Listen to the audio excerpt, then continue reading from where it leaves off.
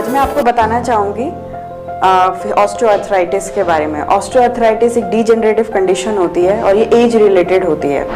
और ये कंडीशन उन लोगों को सबसे पहले स्टार्ट हो जाती है जिनकी अंडरलाइंग पैथोलॉजीज होती है, जैसे कि अगर कोई स्मोकिंग करता है, अल्कोहल लेता है, या फीमेल्स में अगर देखा जाए तो मेनोपॉज, और भी चीज़ें होती है जैसे आपके डायबिटीज़ है या थायराइड है। इसकी वजह से जो हमारी बोन्स होती है, जो जॉइंट लेयर्स होती हैं, उनका कार्टिलेज डीजेनरेट करने लगता है। इसकी वजह से एक्सेसिव लोडिंग हो जाती है हमारी बोन्स पे और जॉइंट का जो स्ट्रेस लेवल होता है वो बहुत बढ़ जाता है और वेयर एंड टेयर शुरू हो जाता है।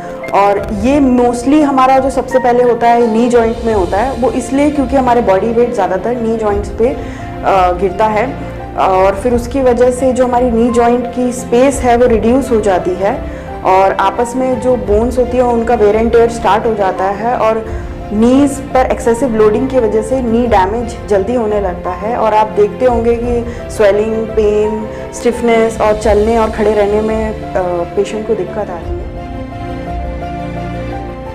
जैसे कि अभी हमारे पास एक पेशेंट आ रही हैं जिनके नीज़ दोनों ही ऑस्टियोआर्थराइटिस से अफेक्टेड हैं और उन्हें स्टार्टिंग में जब वो आई थी तो उन्हें बहुत पेन, स्वेलिंग और छूने पे भी टेंडरनेस था, दर्द था उन्हें और स्टिफनेस थी बहुत और सीढ़ी चढ़ने उतरने में दिक्कत आ रही थी उन्हें और घर के काम करने में दिक्कत आ रही थी। किचन में ज़्यादा देर खड़ी नहीं रह पाती थी। उन्होंने अपना मॉर्निंग वॉक भी बंद कर दिया था और जब वो यहाँ हमारे पास फिजियोथेरेपी के लिए आई तो हमने उन्हें ट्रीटमेंट दिया। ट्रीटमेंट में हम देते थे उन्हें इलेक्ट्रोथेरेपी, सो दैट उनका जो पेन, इन्फ्लामेशन और जो भी लोकल टेंडरनेस थी वो रिड्यूस हो। साथ ही साथ हम उन्हें एक्सरसाइजेस कराते थे जिसमें हमारी range of motion exercises plus strengthening exercises देते थे जिससे उनकी मसल स्ट्रेंथ इंक्रीज़ हो।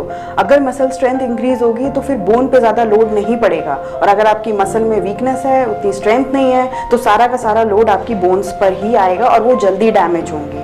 और फिर मैं उनका मैनुअल थेरेपी भी करती थी जिसमें हम मायोफेशियल रिलीज़ करते थे, आसपास के जो सॉफ्ट टिश्यूज़ में टाइटनेस थी उन्हें रिलीज़ करते थे। और अब ये जाके इम्प्रूवमेंट आई है। उन्होंने हमारे पास जब 1 महीना पूरा ये ट्रीटमेंट करा तो वो आराम से सीढ़ी चढ़ उतर सकती हैं, चल सकती हैं, किचन में अपना खड़े होकर लंबे समय तक काम कर सकती हैं और अब उन्होंने मॉर्निंग वॉक भी शुरू कर दी है अपनी। उनका पेन, टेंडरनेस, जो भी अंदर आसपास जो भी स्वेलिंग थी वो सारी रिड्यूस हो चुकी है and she is very happy to get treatment from अस।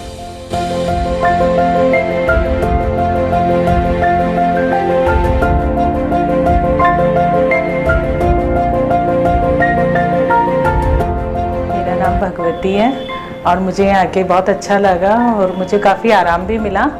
पहले मेरे घुटने में स्वेलिंग थी और चलती थी तो बहुत ज़्यादा दर्द होता था और मैं काफ़ी देर तक खड़ी भी नहीं रह पाती थी। अब मैं मेरा काम अच्छे से कर लेती हूँ और किचन का भी सारा काम कर लेती हूँ, खाना बनाना करना। पहले मैं खाना बनाती थी तो खड़ी नहीं रह पाती थी बिल्कुल भी।